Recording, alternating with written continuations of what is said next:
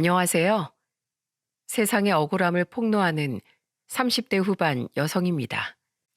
세상엔 수많은 사람들이 억울한 일을 당하고도 힘이 없어 불합리함 앞에 굴복하거나 좌절하곤 합니다. 그 모습을 보고 있노라면 억장이 무너지고 속에서 천불이 나기도 하죠. 제가 유독 제 일뿐만 아니라 다른 사람들의 억울함에 공감하고 앞장서는 데에는 오지랖이 아니라 나름의 사정이 있답니다. 저는 그런 제 과거와 제 성격에 얽힌 한 가지 사건에 대해 이야기해보고자 합니다. 제 아버지는 지방에서 작은 사탕 공장을 운영했고, 엄마는 회사원이었어요.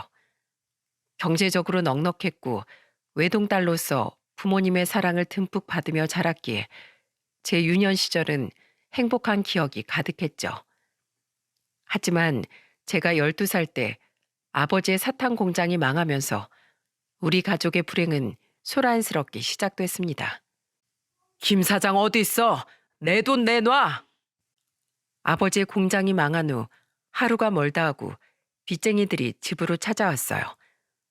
아버지의 형제들은 우리가 잘 살 땐 그렇게 친한 척을 하더니 아버지가 망하자마자 우리와의 인연을 제일 먼저 끊어버리더군요. 다행히 공장과 집을 처분하고 전 재산을 더해 빚쟁이들의 빚은 갚을 수 있었지만 이후 아버지 모든 의욕을 잃고 술을 마시며 집에서 치과하기 시작했습니다. 엄마는 그 모습을 보고 남몰래 눈물을 훔치셨지만 제 앞에선 씩씩한 모습을 보이려 항상 노력하셨어요. 엄만 괜찮아, 경아야. 아빠는 지금 조금 지쳐서 쉬고 있는 거야. 그동안 엄마가 열심히 버티면 되니까 우리 힘들어도 조금만 참자. 우리 경아, 엄마 믿지? 엄마는 열심히 가정을 돌보며 회사를 다니셨습니다. 저는 그런 엄마가 어린 마음에도 너무 안쓰럽기도 하고 한편으로 멋지기도 해서 열심히 엄마를 도왔어요. 엄마만 있다면 언젠간 아버지도 기운을 차리고 우리 가족은 다시 행복해질 거라고 믿어 의심치 않았죠. 하지만 제가 중학교에 들어가서도 아버진 여전했고 엄마는 점점 지치기 시작하시더군요. 여보, 이제 일 구할 때도 되지 않았어? 언제까지 이렇게 술만 마시고 있을 거야? 나도 힘들어. 제발 나 좀 도와줘. 어? 엄마는 조금씩 웃음을 잃어갔고 아버지에게 제발 그만하라며 애원도 하고 화도 내셨습니다. 하지만 아버지는 여전히 그대로였죠. 어느 날 밤엔 숨죽여 흐느끼는 소리에 놀라 잠에서 깨보니 엄마가 화장실 구석에서 울고 있더군요. 저는 그런 엄마에게 달려가 엄마의 마른 등을 꼭 껴안았습니다. 엄마, 울지 마. 왜 울어? 이런 모습 보여서 미안해, 우리 딸. 근데 경아야, 엄마 정말 너무 힘들어. 자식의 세상은 부모가 전부인데 믿었던 엄마가 무너져가는 모습을 보니 너무 슬프고 두려웠어요. 엄마 혼자 힘들게 내버려 두는 아버지가 너무도 미웠죠. 그러던 어느 날 제 전부였던 엄마는 영원히 제 곁을 떠나고 말았습니다. 아버지, 엄마가 안 일어나요. 제가 15살이던 어느 날 엄마는 가족이 모두 잠든 사이 극단적인 선택을 하셨어요. 놀란 아버지가 구급차를 불러 엄마를 병원으로 옮겼지만 엄마는 이미 이 세상뿐이 아니셨죠. 여보, 내가 미안해. 죽어 마땅한 놈은 난데 왜 당신이 이런 힘든 선택을 했단 말이야? 아버지는 장례를 치르며 그제야 엄마를 부르면서 목 놓아 울더군요. 저는 이 모든 일이 아버지 탓인 것만 같아 울며 불며 아버지에게 소리를 질렀어요. 우리 엄마 살려내요. 이제 와서 아버지가 울 자격이나 있어요? 난 아버지란 존재 필요 없으니까 당장 아버지 대신 엄마를 내 앞에 데려다 놓으라고요. 그러지 마라, 경아야. 그러다 네 마음이 더 다친다. 서울에서 혼자 사시던 외할머니는 무남 동료 외동딸의 허무한 죽음에 슬퍼하면서도 저를 품어주려고 애쓰셨습니다. 장례가 끝난 후 엄마의 유품을 정리하던 우리는 그제야 엄마의 유서를 발견했어요. 그리고 그 유서의 내용은 참혹하기 이를 데가 없더군요. 거래처에서 뒷돈 받던 동료를 내부 고발한 뒤 상사들도 모두 한패였다는 걸 알게 된 날부터 내 회사 생활은 지옥이었다. 성과도 인정되지 않는 일들만 내 앞엔 쌓여갔고 회사 사람들은 날 투명인간 취급했다. 난 학창 시절에도 당해보지 않았던 집단의 괴롭힘을 당하고 있다. 화장실에서 물도 뒤집어 써보고 억울한 일로 중징계도 받았다. 마음 같아선 출근길에 차에 뛰어들어 회사에 가고 싶지 않았다. 하지만 내가 일하지 않으면 가족이 모두 굶어 죽기 때문에 난 일조차 그만둘 수가 없었다. 회사 사람들은 뒤에서 매일같이 날 쓸모없는 암적인 존재라고 수군댄다. 난 정말 세상에 불필요한 인간일까? 유일하게 튀어나온 못이 되어 회사에도 피해만 끼치는 해악적인 사람일까? 그렇다면 차라리 이 한 목숨 끊어 식구들에게 입을 하나 덜어주는 일이 나의 유일한 쓸모일지도 모른다. 나를 세상 전부라고 말해주셨던 돌아가신 아버지가 보고 싶다. 이렇게 무책임하게 도망친 날 우리 경아가 평생 용서하지 않길 바란다. 일기 형식의 유서엔 그동안의 엄마의 괴로움이 덤덤히 적혀 있었습니다. 엄마는 직장 내 괴롭힘과 엄청난 가스라이팅을 당하다 억울하게 스스로 목숨을 끊어버리셨던 거예요. 그런데도 엄마의 회사 놈들은 아무 일 없었다는 듯 뻔뻔하게 엄마의 장례식장까지 찾아와 조문을 하고 간 겁니다. 이 개자식들, 내가 그놈들 싹 다 가만 안 놔둘 거야. 이거 증거로 뇌물수수로 싹 다 신고해버릴 거라고.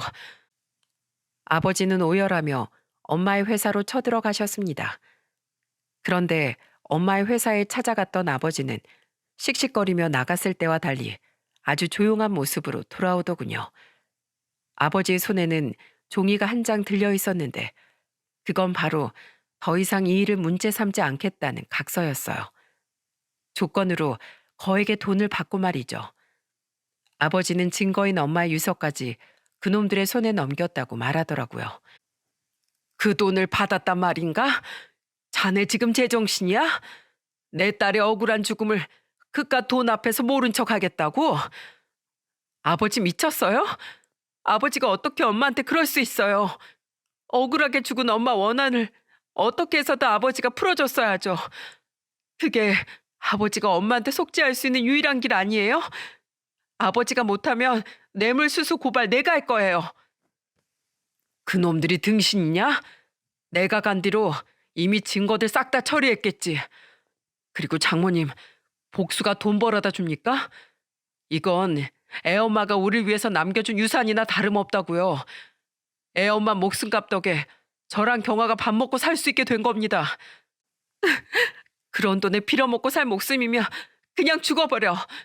아버진 인간도 아니야. 당신은 더 이상 내 아버지가 아니라고. 어떻게 남편이란 사람이 저럴 수 있는지 아버지란 인간이 너무 끔찍하더군요. 저런 인간도 남편이라고 끝까지 책임지려 한 엄마가 불쌍해서 참을 수가 없었어요. 할미랑 가자 경아야.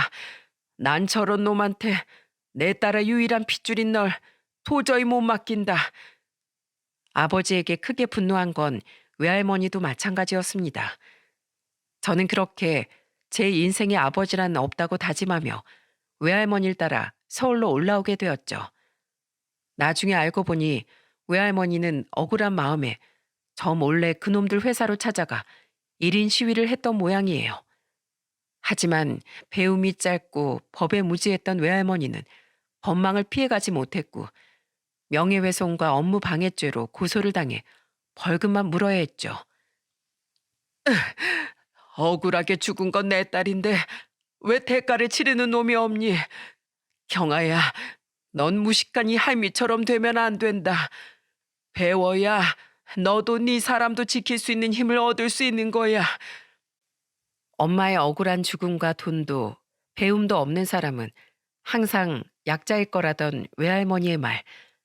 그것들이 제 인생의 목표를 정하게 만들었습니다. 저는 외할머니의 보살핌 아래서 열심히 공부했어요. 작은 노포를 운영하고 있던 외할머니는 넉넉치 않은 살림에도 최선을 다해 저를 지원해 주셨죠. 그렇게 저는 서울에 있는 대학의 신문방송학과에 진학할 수 있었습니다.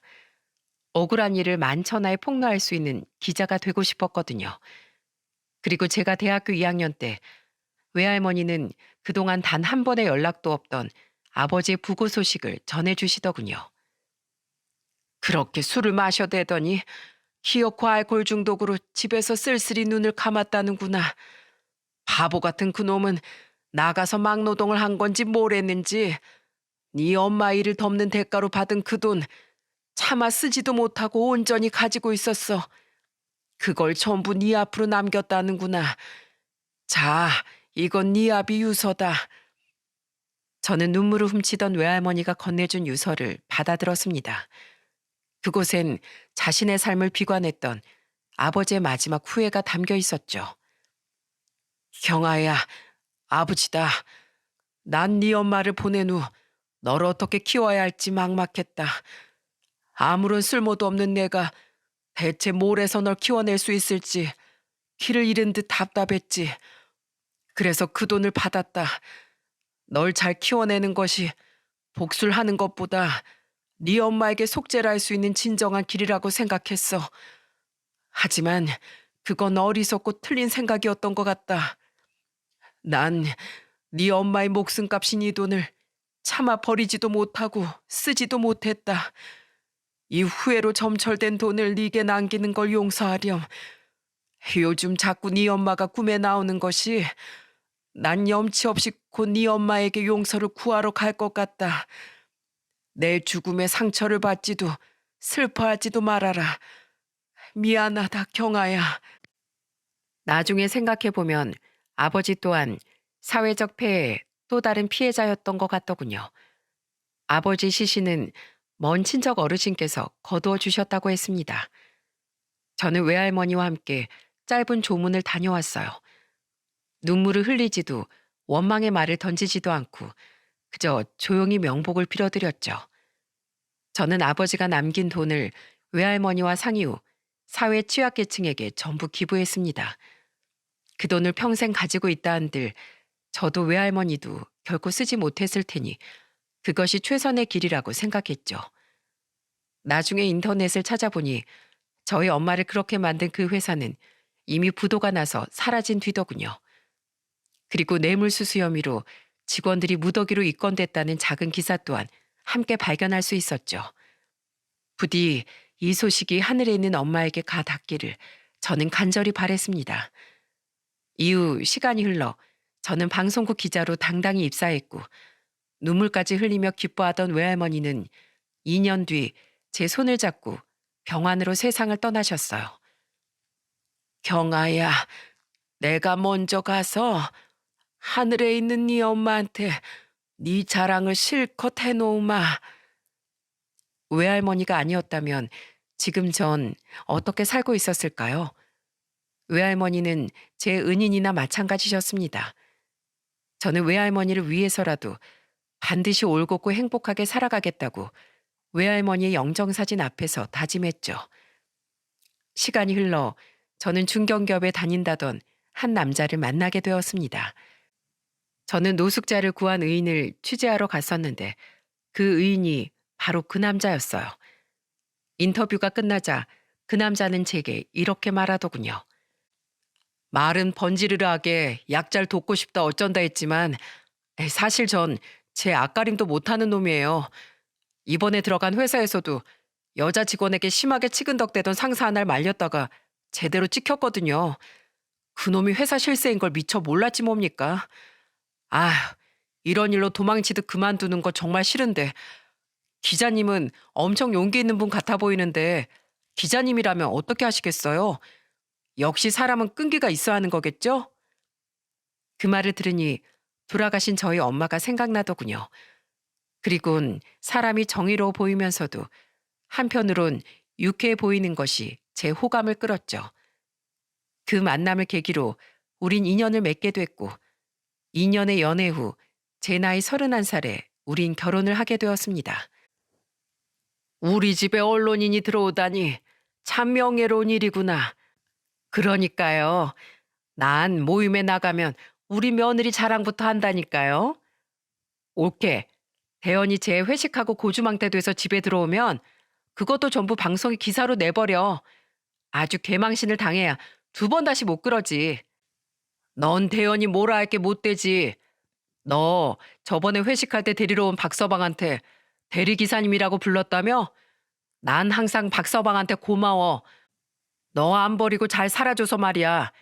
재수 씨, 부족하지만 우리 막내 동생 잘 부탁합니다. 남편이 누굴 닮아 시원시원한가 했더니 시댁 식구들 모두 굉장히 선하고 유쾌한 사람들이더군요.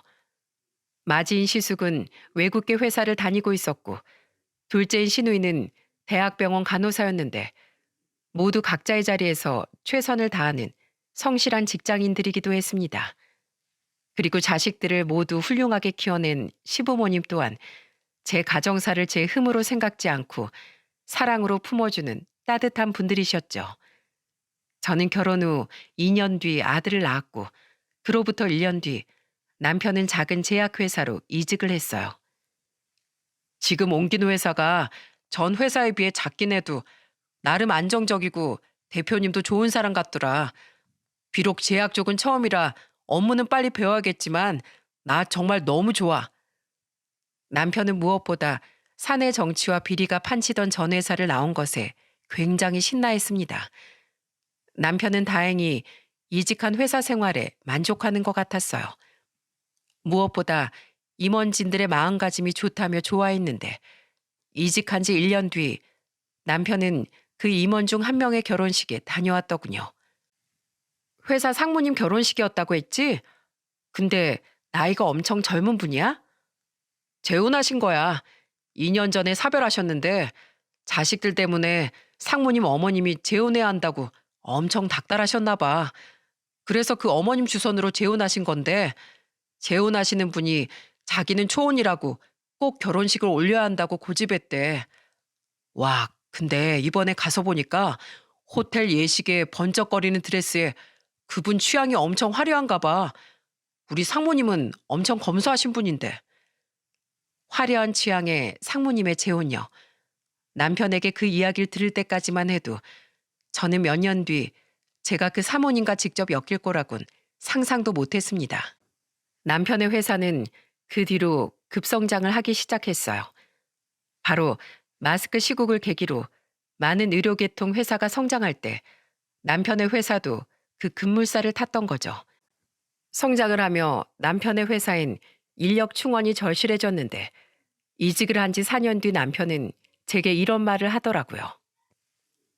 여보, 나 이번에 승진 밀렸다. 뭐? 왜? 이번 승진은 따놓은 당상이라며. 이번에 꼭 영입 안 하면 놓칠 인재가 있었나 봐. 근데 그 사람 데려오려면 그 사람한테 먼저 자리를 내줘야 할 것 같다고 위에서 그러대. 대신 연봉은 섭섭지 않게 올려준다고 이해 좀 해달라길래 알았다고 했어. 그래. 에이, 뭐 당신만 괜찮으면 됐지. 근데 요새 회사가 커져서 그런가? 전엔 그런 거 없었는데 요샌 회사 사람들 아내 모임이 생겼다나 봐. 옆팀 박 대리가 나한테 물어보더라고. 자기 아내가 무슨 사모님한테 모임 초대를 받았다는데 이거 혹시 인사 비리나 이런 데 괜히 연루되는 거 아니냐고 말이야. 나야 뭐 그런데 별 관심 없어서 그 사모님이 누군지도 안 물어보긴 했는데 박 대리가 걱정하길래 눈치 쓱 보고 찝찝하면 얼른 아내 발 빼게 하라고 했지. 아, 우리 회사엔 정치 같은 거 없다고 좋아했는데 회사가 커지면 그런 일은 어쩔 수 없이 생기는 건가 봐. 씁쓸하지만 사내 정치라는 게 누군가에겐 생존 전략일 테니 그저 자기한테 피곤한 일만 생기지 않았으면 좋겠다며 남편은 어깨를 으쓱이더군요. 그런데 엉뚱하게도 그 피곤한 일이라는 것이 남편이 아닌 제게 찾아와 문을 두드렸습니다. 남편이 그 말을 한 해에 남편의 회사에선 첫 부부 동반 송년회가 열렸어요. 그 전에도 작은 부부 동반 모임이 몇 번 있긴 했는데 저는 그때마다 바빠서 가지 않았기에 정식으로 참여하는 첫 모임이었어요. 송년회는 돌잔치나 환갑 연회 등을 진행하는 뷔페에 작은 룸에서 진행됐습니다. 사람이 많아봐야 얼마나 많겠나 싶었는데 그 사이 정말로 회사가 많이 컸는지 송년회에 참석한 직원과 배우자들 수가 꽤나 많더라고요. 우와, 당신 회사 진짜 성장하긴 했나 보다. 당신 여기서 임원까지 올라가면 연봉도 장난 아니겠는데? 임원? 그거 누가 시켜주는데? 나는 일개 직원으로도 충분히 만족하고 있습니다, 사모님. 임원 사모님을 만들어드리지 못해서 죄송합니다. 그거 참 아까운 일이네요. 일개 직원 씨. 저와 남편은 서로 농담을 던져가며 룸으로 들어갔습니다. 하지만 그것도 잠시뿐이었고 이후 저는 남편의 회사 후배, 동료, 상사분들께 인사를 하느라 눈코 뜰 새 없이 바빠지기 시작했죠.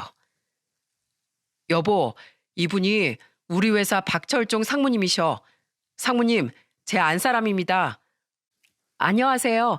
김경아입니다. 아이고, 반가워요. 우리 김대리 안사람이시구먼. 우리 김대리 회사 성장하기 전에 들어와서 인원도 적을 때 고생 많이 했습니다. 참 성실한 사람인데 이번에 진급을 못 시켜줘서 미안할 따름이죠. 아유, 아닙니다, 상무님. 항상 저 잘 챙겨주셔서 감사하고 있습니다. 아무리 사회생활을 귀찮아하는 남편이라도 막상 회사 상사들에겐 깍듯하고 싹싹하더군요. 저는 인사를 하러 상무의 사모님께 몸을 돌렸는데 순간 깜짝 놀랐습니다. 요상한 망사머리 장식에 드레스에 가까운 원피스에 진한 화장에 다이아와 진주, 금으로 장식된 액세서리들까지 너무 화려해서 어디에 눈을 둬야 될지 모르겠더라고요. 게다가 제 남편의 직급을 듣고는 제 인사에도 저를 위아래로 훑어보며 네 하고 한마디로만 대답하는데 툭 까놓고 말해서 참 재수없는 타입인 것 같다고 생각했습니다. 상무님은 옷차림도 검소하고 성격도 좋아 보이셨는데 말이죠. 저분들이 3년 전 재혼했다던 상무님하고 그 사모님 맞지? 맞아. 나도 결혼식 이후 얼굴 뵙는 건 처음인데 정말 엄청나시네. 어찌나 화려했는지 사모님은 그 자리에 있던 여자들 중 단연코 1등으로 튀었습니다. 무려 대표님의 사모님보다 말이죠. 한바탕 다들 인사를 나눈 뒤 사람들은 모두 자리를 잡고 앉아 식사와 술을 즐기기 시작했어요. 그런데 식사가 시작된 지 얼마 안 되었을 때 대표님과 전무라는 분은 갑자기 급한 회사 일이 생겼다며 사모님들과 같이 먼저 자리에서 일어나시더군요.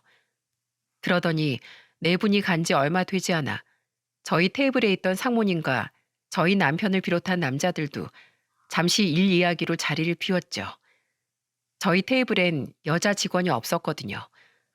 아마 회사에 생긴 일이라는 게 저희 남편이 속한 부서에 생긴 일인 것 같았어요. 여자들만 남은 우리 테이블엔 잠시 어색함이 감돌았습니다. 그 정막을 깬 사람은 다름 아닌 상무님의 사모님이었죠. 영아 씨, 나 접시가 비었는데 가서 초밥 좀 더 가져와 봐. 아, 네, 사모님. 황당하게도 그 사모님은 제 옆에 앉아있던 다른 직원의 아내분에게 음식 심부름을 시키더라고요. 테이블에 있던 몇 명은 저처럼 황당한 표정이었고 2명은 잔뜩 긴장한 얼굴이더군요. 저는 이게 뭐 하는 짓인가 싶어 사모님을 쳐다봤는데 마침 그 사모님도 제게 용건이 있는지 제게 말을 걸기 시작했어요. 그런데 그 용건이라는 것이 아주 기가 막히고 코가 막힌 일이었습니다. 거기 이름이 뭐라고 했지? 김경아입니다, 사모님. 아니, 그쪽 이름 말고 내가 그쪽 이름 알아서 뭐해? 남편 이름이 뭐냐고. 남편 직급이 대리랬지? 아, 네. 김대현 대리가 제 남편입니다. 다짜고짜 반말에 무례하기 짝이 없는 말투가 상당히 거슬리더군요.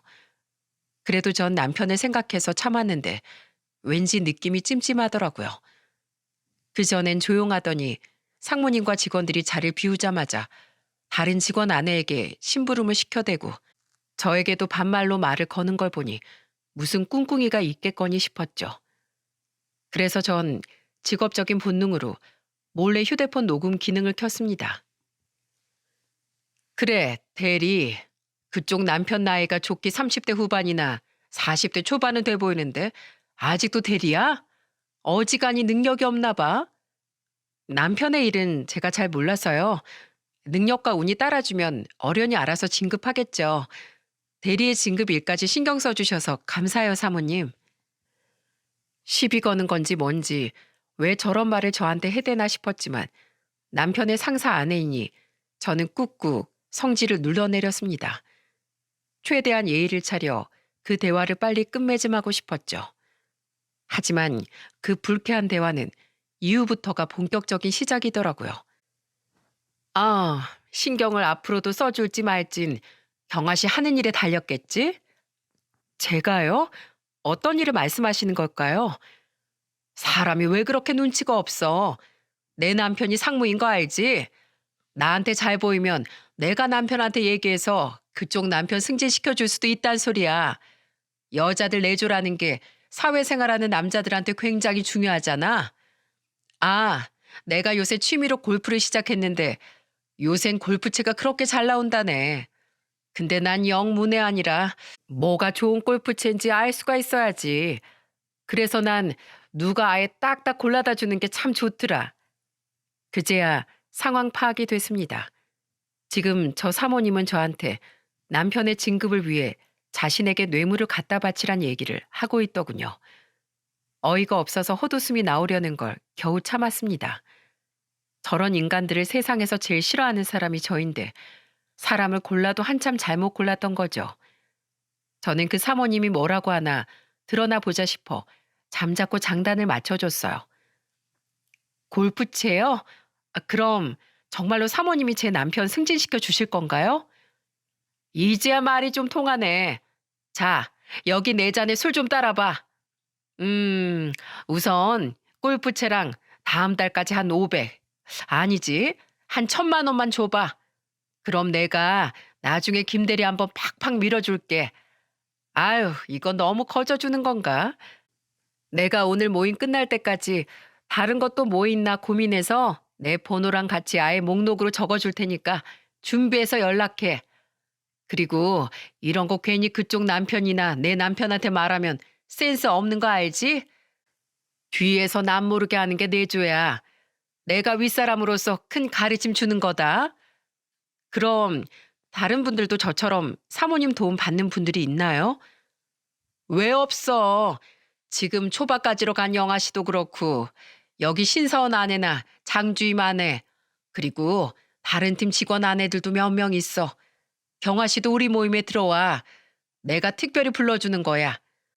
내가 모임에서 돌아가면서 밀어주는 거라 그쪽 남편 차례가 좀 늦게 돌아올 수도 있거든. 그러니까 앞으로 나한테 쭉 잘 보여야 돼. 때 되면 인사도 오고 김장 같은 행사도 참여하고. 알았지? 아, 두 손은 무겁게, 마음은 가볍게. 거기 채빈 씨, 저번에 우리 집에 사다 준 한우 있지? 그거 내 남편이 엄청 좋아하더라. 이번 주 주말에 좀 더 사봐. 아, 경아 씨도 그때 내가 오늘 적어둘 물건들하고 돈 가지고 오면 되겠네. 꼴값도 참 가지가지였습니다. 이제 보니 남편이 얼마 전에 말했던 찝찝한 사내 아내 모임이라는 게 바로 저 사모님이 만든 모임인 것 같더라고요. 아내들의 남편이 잘 되길 바라는 마음을 이용해서 뇌물을 뜯어내고 인력을 부려먹는 등 그 여자는 그동안 갑질을 하고 있던 겁니다. 이미 들을 내용은 다 들은 것 같아 저는 그 사모님에게 말했어요. 근데 사모님, 지금 저한테 말씀하신 것들 이거 후회 안 하시겠어요? 뭐? 후회? 네, 후회요. 사모님 이거 후회하실 것 같은데. 더 늦기 전에 지금 저한테 사과할 기회 딱 한 번만 드릴게요. 그리고 다른 분들한테 받은 것도 도로 토해낸다고 약속하시면 저 이거 공론화 안 시킬게요. 비웃듯 말하는 제 말에 그 사모님의 얼굴이 불그락 푸르락해지더군요. 그리곤 이성을 잃은 듯 다른 테이블에까지 다 들리도록 까랑까랑한 목소리로 제게 소리를 지르기 시작했죠. 공론화? 야, 너 뭐라도 돼? 제가 아직 회사 임원 아내 파가 얼마나 센 줄 모르네. 나 이 회사 실세 안 사람이야. 내가 뭐 으름장이라도 났어? 지들이 다 자기 남편 승진 좀 시켜달라고 자처해서 선물 가져다 주는 걸 네가 무슨 수로 공론화 시킬 건데? 증거 있어? 어? 나 기분 나빠서 안 되겠어. 네 남편이 김대현이라고 했지? 내가 내 남편한테 말해서 네 남편 출세길 다 막아버릴 거야. 이게 다 무슨 소리야? 바로 그때였습니다. 다른 테이블의 이모까지 전부 우리 테이블로 집중됐을 때 마침 일 이야기가 끝났는지 남편과 상무님을 비롯한 남자 직원들이 들어오더군요. 그리고 노발대발하고 있는 자신의 아내를 본 상무님은 잔뜩 화가 난 표정으로 그 여자에게 묻더군요. 내가 지금 마지막 말밖에 못 들었는데 당신이 뭐? 나한테 말해서 누구 출세길을 막는다고? 당신이 뭔데 날 통해서 영향력을 행사하려고 들어? 내가 상무지 당신이 상무야? 당신 직원 아내들이 당신 찾아와서 남편들 승진 부탁하는 거 내가 오지 못하게 하라고 했더니 아예 나서서 뒤에서 그런 말을 하고 다녔어? 상무님은 자신의 아내가 먼저 직원 아내들을 찾아가 뇌물을 요구했을 거라곤 생각도 못하고 있는 것 같더군요. 그러자 그 여자는 그제서야 이성을 찾았는지 당황한 표정으로 둘러대기 시작하더라고요. 아니, 내가 괜히 그런 말을 한 게 아니라 김대리 아내가 너무 나한테 무례하게 구니까 나도 홧김에 그런 말을 한 거죠. 경아 씨, 우리 여기 나름 공적인 자리인데 서로 예의는 지키자고요. 뭐야, 당신 상무님 사모님이랑 무슨 일 있었어? 그 여자의 말에 제 남편은 제게 의아한 듯 물었습니다. 저는 그런 남편의 말에 헛웃음을 지으며 상무님에게 이렇게 말한 후 녹음된 대화 내용을 그 자리에서 재생시켰죠. 상무님, 제가 사모님께 무례한 언사를 한 건 사실입니다. 그런데 그렇게 된 전말을 상무님께서 아셔야 할 것 같아요. 찬물을 끼얹은 듯 조용해진 공간은 제 휴대폰 속에 녹음된 그 여자의 앙칼진 목소리로 전부 채워졌습니다. 재생이 끝나자 그곳은 점차 웅성거리기 시작했고 상무님의 얼굴은 치욕으로 인해 시뻘겋게 달아올랐어요. 당신, 여태까지 그럼 직원들 아내가 먼저 찾아온 게 아니라 당신이 먼저 뇌물을 요구하고 다녔어? 저번부터 자꾸 누구 승진시켜달라, 누구 연봉을 올려달라 이상한 말을 해대더니 전부 그 아내들한테 뒷돈 받고 선물 챙겨받고 했던 거야? 나도 모르게 그런 일들을 저질렀다고? 당신 미쳤어? 그리고 당신이 뭔데 김대리를 승진시키네 만회해? 김대리 승진에 밀린 게 아니라 양보한 거야. 저 사람 연봉이 얼마나 되는 줄 알고 주제에 넣게 그딴 소리를 해? 그게? 에이씨, 야, 구렁이 같은 게 그건 또 언제 녹음했어? 너 이리 와. 상무님이 마구 화를 내자 당황하던 그 여자는 목표물을 저로 변경하더군요. 그 여자는 이를 갈며 제게 달려들었습니다. 하지만 전 당황하지 않고 냅다 그 여자의 목덜미를 잡아채 그 여자를 가로막았습니다. 그리곤 버둥거리는 그 여자에게 제 정체를 밝혔죠. 이건 제 소중한 제 자료로 쓸게요. 저 방송국 기자거든요. 뭐? 기자? 그러자 그 여자는 우습게도 버둥대던 두 팔을 뒤로해 마치 열중시어 자세처럼 가지런히 모으곤 그 자세 그대로 얼어붙더라고요. 저는 그제야 그 여자의 목덜미를 놓았고 핸드백의 명함 지갑에서 명함을 꺼내 그 여자에게 건넸습니다. 명함을 통해 제 정체를 다시 한번 확인한 그 여자는 겁에 질린 표정으로 저를 바라보더군요. 사모님은 제가 드린 마지막 기회를 차버리신 겁니다. 저 사모님 뇌물 및 금품 수수로 고발할 거예요. 그리고 이거 제가 정식으로 기사 낼까요? 사모님 덕에 이만큼 큰 회사 다시 와르르 무너지게? 저는 세상에서 재력, 권력을 자기 이익을 위해 휘두르고 사람들을 겁박하는 사람이 제일 혐오스러운 사람이에요. 힘과 돈이 있으면 그걸로 다른 사람들의 존엄성을 짓밟아도 된답니까? 그런 권리는 대체 누가 준 거죠? 어디 이거 방송 내서 세상 사람들한테 물어볼까요? 고발? 미안해 경아 씨. 아니 죄송해요 기자님. 전 그냥 사람들을 돕고 싶은 마음에 그냥 그 수고비로 조금 챙긴다는 게 마음이 과했던 거예요. 아니, 세상 사람들 다 이 정도 이득은 보고 사는데 한 번만 봐주세요. 네? 그러니까 그 이득을 왜 다른 사람한테 피해를 주면서 취하냐고요. 상무님, 정말로 사모님 이런 행동들 전부 모르셨나요? 저 이런 부정행위를 본 이상 기자로서 절대 그냥은 못 넘어갑니다. 이거 어떻게 제가 방송국에서 기사 낼까요? 아니면 사모님이 저뿐만 아니라 다른 분들한테 무릎 꿇고 사과하실래요? 죄송합니다, 경아 씨. 저는 정말 이런 일 상상도 못했어요. 저희 회사가 크면서 제 안사람이 갑자기 돈방석에 앉게 돼서 정신 못 차리고 속된 말로 꼴값을 떨었던 모양입니다. 제가 집안 단속을 잘못해도 크게 잘못했어요. 당신 얼른 이부 말대로 당신이 여태 갑질했던 사람들한테 전부 무릎 꿇고 사과해. 이게 무슨 개망신이야? 이 일 공론화되면 회사가 얼마나 큰 타격을 받을지 알기나 해? 이거 회사가 우리 상대로 소송을 걸 수도 있어. 소송? 아이고 기자님, 정말 한 번만 봐주세요. 네? 영아 씨, 채빈 씨, 그리고 다른 아내분들 모두 제가 미안합니다. 내가 정말 잘못했어요.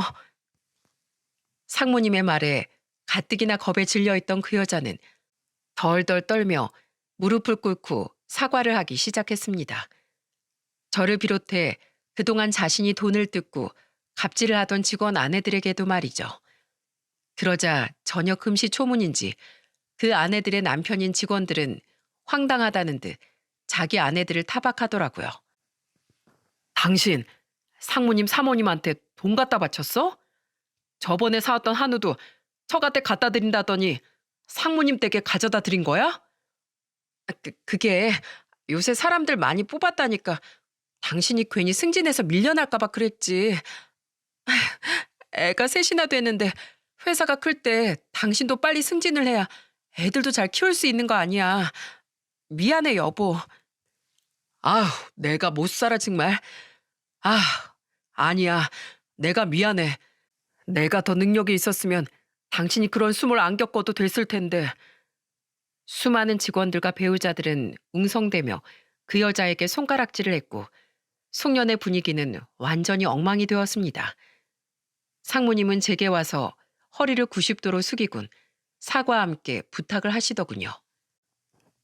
경아 씨, 제가 다시 한번 제 아내의 일 정식으로 사과드리겠습니다. 아무리 몰랐다지만 제 안사람이 한 일이니 저도 책임을 피해가지 못하겠죠. 경아 씨, 저와 제 아내를 신고하셔도 됩니다. 다만 직원들은 아무 잘못이 없으니 제가 회사에서 물러나겠습니다. 다들 정말 열심히 한마음 한뜻으로 키워낸 회사고 특히 저희 대표님 정말 일가 직원들밖에 모르는 좋은 분이에요. 그러니 제발 우리 회사에 피해가 가지 않게 방송으로 공론화시키지만 말아주세요. 제발 부탁드립니다.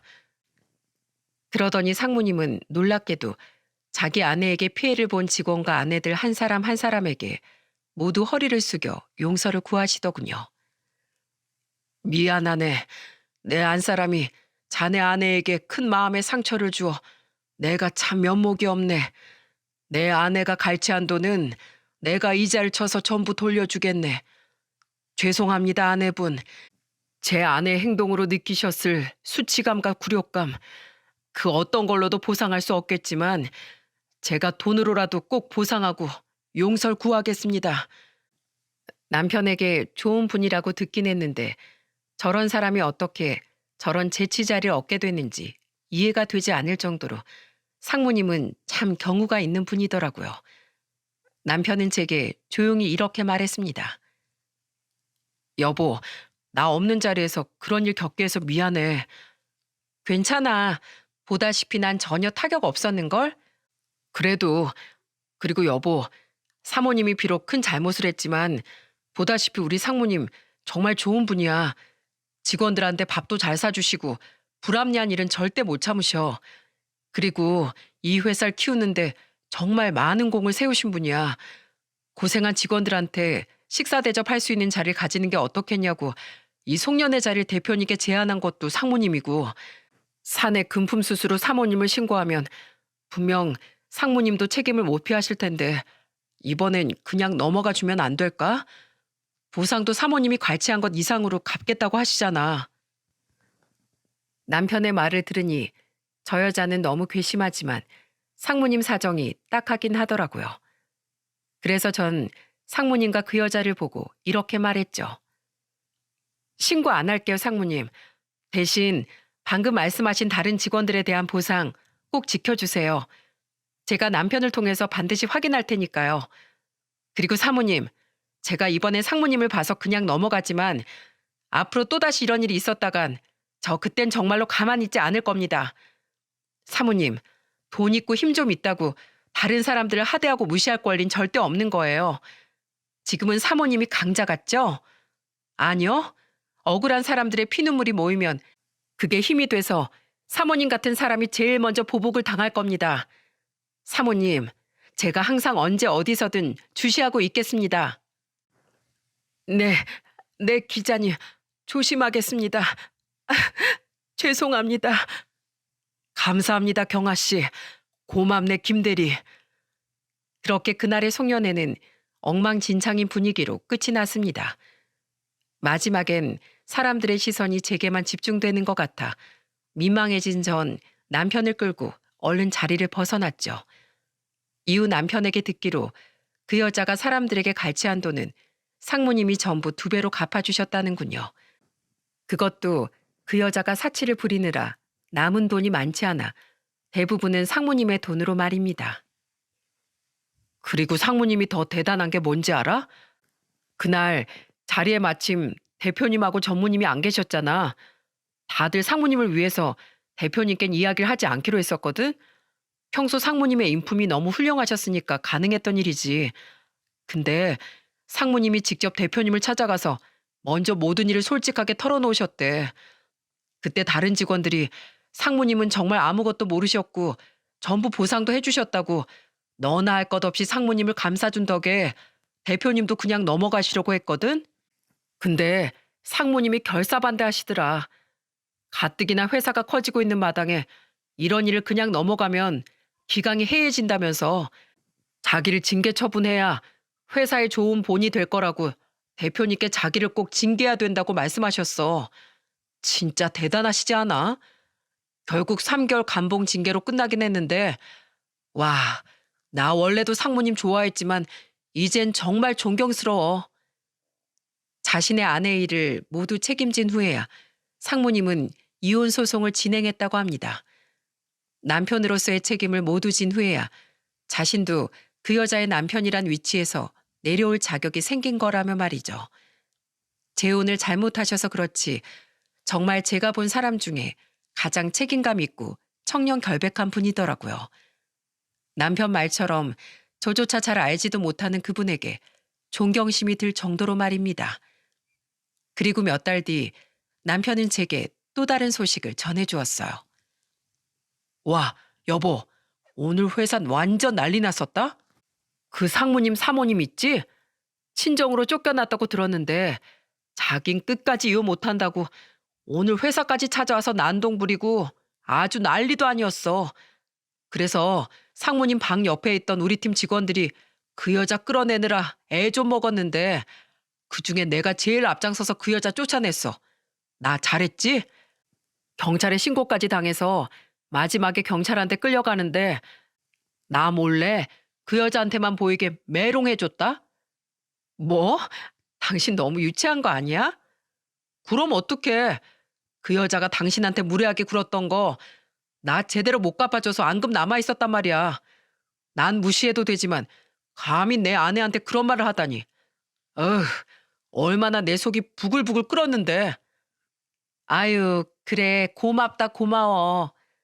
아무튼 그래서 오늘 직원들한테 미안하다고 상무님이 우리 팀 사람들한테 회식 쏘신대서 나 오늘 늦어.